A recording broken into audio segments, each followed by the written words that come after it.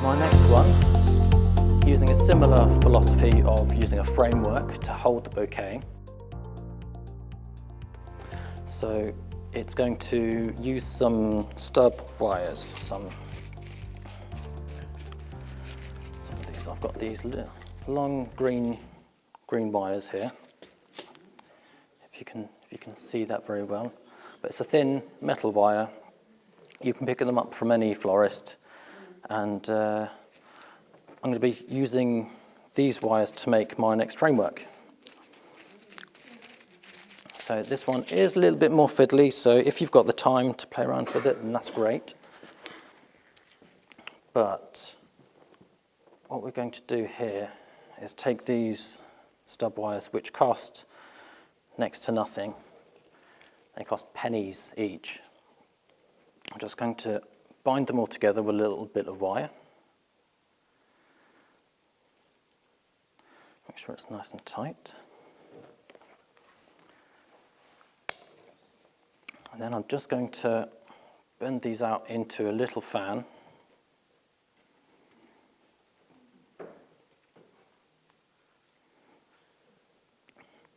So it doesn't have to be neat at this stage, but it's just a little fan almost. So twist a couple of them together. I'm going to twist another two together. So it's got a chicken wire kind of pattern, any kind of like fencing, metal fencing you might see. It's got that kind of pattern to it. But the idea here is that you're just creating a metal framework for your flowers to sit in. Which, when you're tying a hand-tied bouquet, quite often the problem is if the flowers are bending one way or the foliage is a bit of a weird shape, it's difficult sometimes to get the shape that you want. Whereas making a little framework like this means that you can put the flowers where you want them and keep them there. It doesn't have to look very pretty. I've purposely not done this looking very pretty for a reason, because it's not going to be seen afterwards. Now it will sit on top of your vase like that, so I'm just going to choose a few flowers for this one. So I've got some lovely chrysanthemums here, which are orange.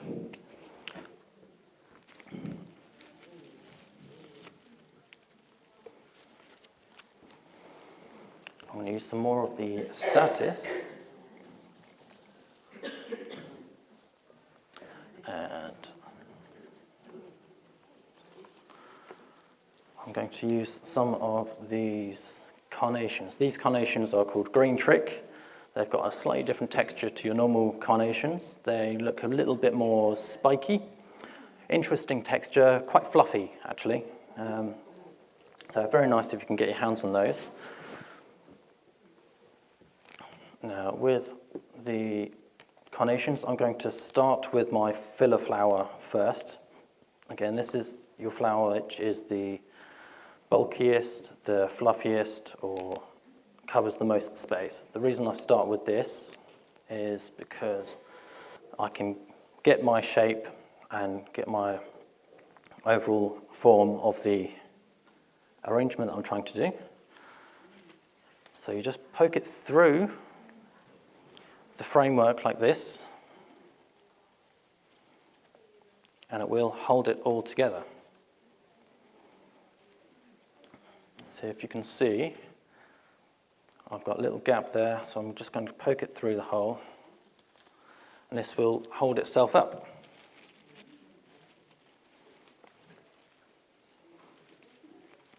So now I can continue to arrange the flowers without having to worry about foliage, because usually your foliage is what holds the bouquet together. But you can just poke the flowers through the gaps in the wire, and your bouquet will be able to self-support itself.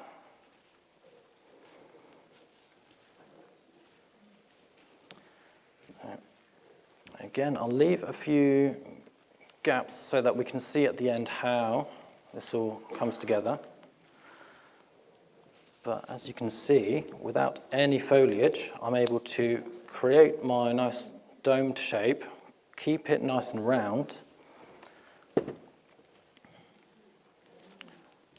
And you don't need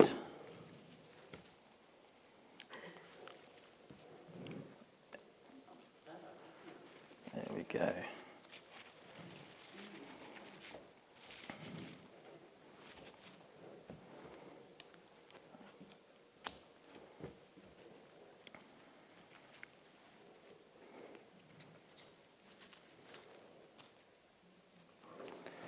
And again, like the previous design, with this one, if you don't like where something's going, you can always just pull it out without disrupting the rest of the bouquet, and then place it back in a different position, or in my case, exactly where I put it in. There we go, put it in a different position, somewhere else.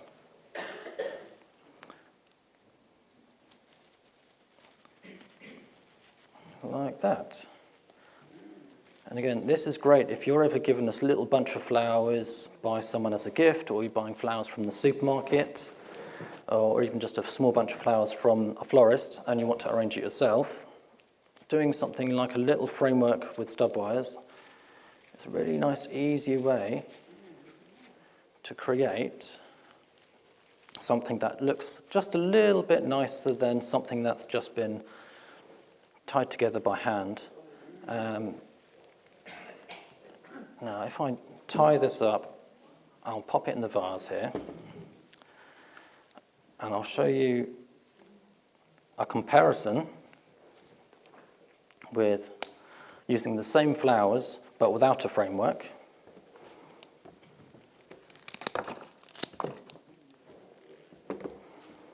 So that will sit in there just like that. Now, if I take exactly the same flowers, 3 stems of statice, 3 stems of chrysanthemums, these chrysanthemums here,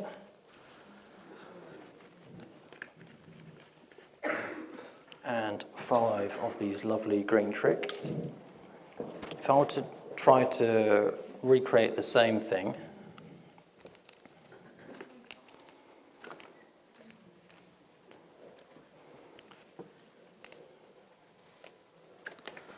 I will probably end up putting these in.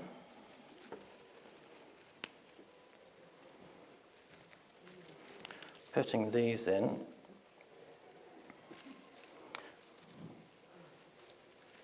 I can try to keep adding the flowers, but I'm going to get to a point where I've got all my flowers in. I might start building up the size of the bouquet, but everything's going to look squashed. Not just because I've got no foliage in it. Sorry, not just because I've got no foliage in it. But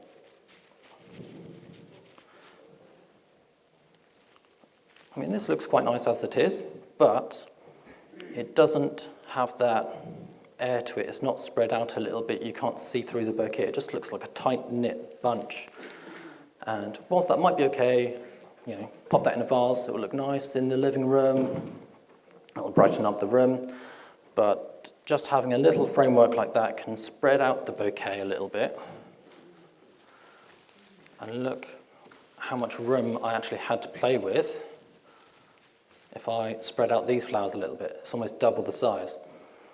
So you can get much more out of the flowers just by using the space to allow those flowers to sit further apart and spread themselves out a little bit. So you can create a bouquet that looks bigger without actually spending any more money. So I will pop these back down. So, like I say, this little framework only cost a few of these little wires, which you can use time and time again. Once you've made that framework, you just have to bend the wires back out, twist them together like a chicken wire,